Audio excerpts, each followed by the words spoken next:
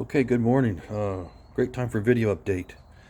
1969 Carlson Contender Transom repair. I think this is number 6 or 7 video, and an update here. So where we are now is you can see that the transom's in, and it's been fastened in with dowels and Cavasil and epoxy resin inside and out, and the knee is in, and we're going to talk about the knee later. I also decided to run dowels with epoxy resin and Cavasil all the way into the knee. Decided to plug this drain hole for now, to the fact that I'm going to need to run fiberglass. When I do my glassing in, I'm going to be rubbing glass on the inside all the way across, and I need that hole plugged. So that's out of the way. That can be re-drilled later when the splash well for the engine gets repaired. So after I had first got the Cavasil in, the second layer of that's in there, I decided to really take a look at everything on the back of this transom. And of course up here there was a metal trim that was removed, and I was looking at this and it's in rough shape. So we went in and we put some dowels in there and clamped this back down, and epoxy resin, and filled the holes in, sanded them, and I highlighted the areas that we're going to need some work. And this is where you really want to look at before we cover this up, that these areas are all possible areas for water to get into the transom. You can see that we definitely need to fill these.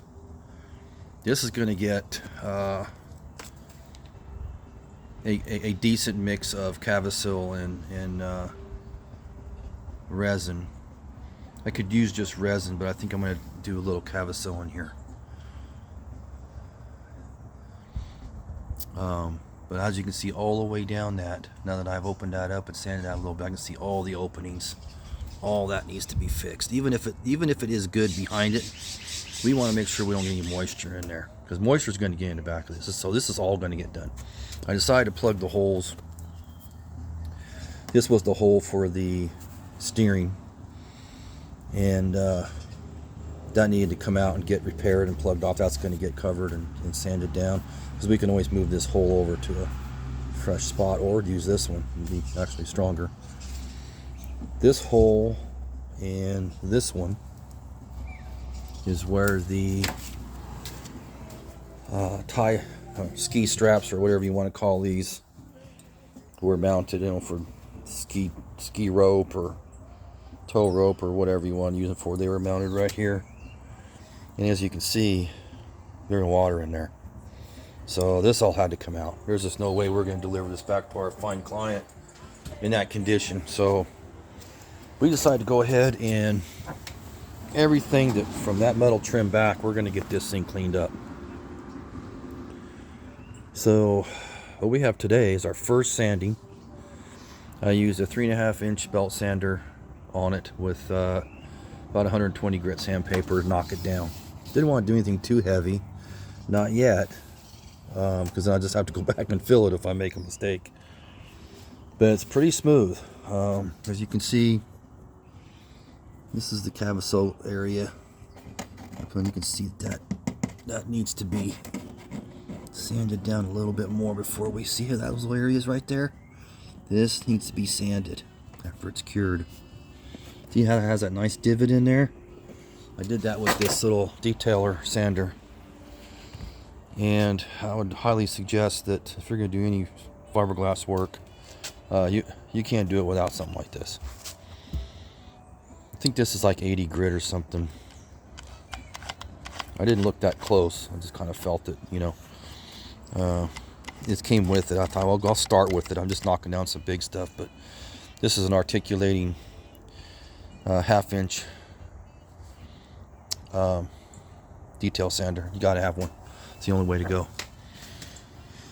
That way you can go in here and do these divots, these small divots, and get this fiberglass opened up So whatever we decide to put in here, whether we're going to use some kind of a filler, Cavasil or fairing, I'm not sure yet. I gotta do a little research, but structurally this thing's about as good as it's gonna get. You're not gonna go back over this with anything and make it really any stronger.